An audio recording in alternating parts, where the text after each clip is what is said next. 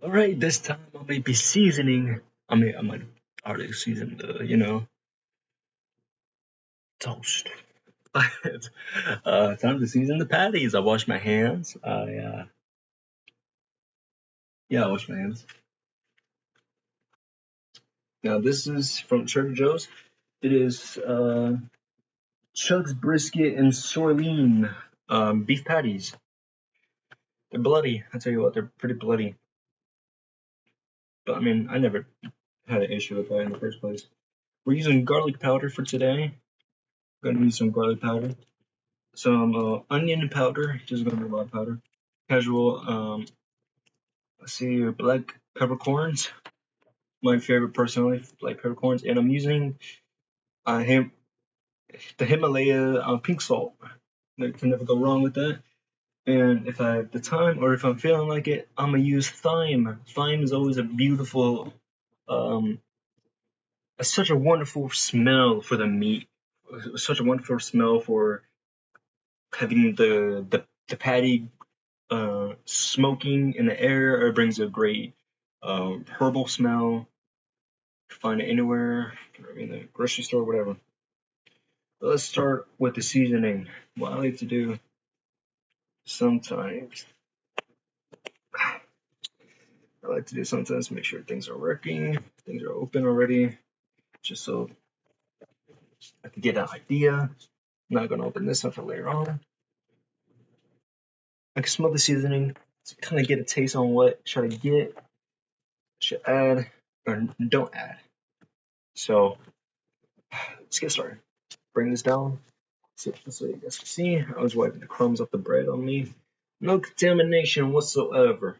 I didn't put any vegetables, no anything.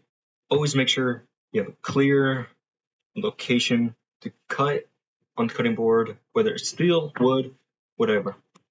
Make sure the surface is cleaned, washed, and sanitized. Obviously, not with no chemicals. You could use virgin lemonade. I don't think I meant virgin. I think vinegar. There we go, vinegar. Vinegar, organic vinegar source for cleaning. It's pretty easy. Go on YouTube, find an Indian guy, or even a tutorial from a chef. I like to look at Chef Gordon Ramsay when using these things. Speaking of which, we'll be using olive oil. This is mine, right? I don't remember which one's mine. This one has to be mine. I always get the good olive oil. Rich olive oil. Olive oil is good for you. Much better than I guess Mazola corn, because that is really bad for your heart and not really good for stuff. Well, let me stop yapping. Let's get to work. So I'm gonna put the salt in, rub the salt in a little bit, go on more, do the same.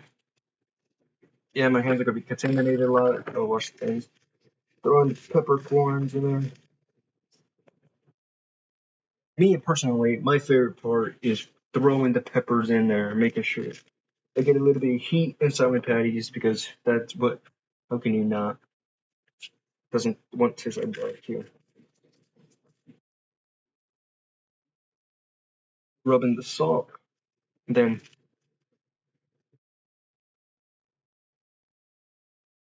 making sure I'm not using too much salt or pepper on each side. So if I see any other rolled on the side, just so it can also collect any other seasonal droppings, aka salt, pepper, you know it.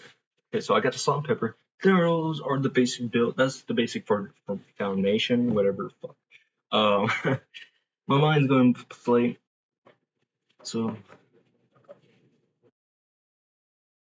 what I like to do is smell the seasoning, the powder, whatever.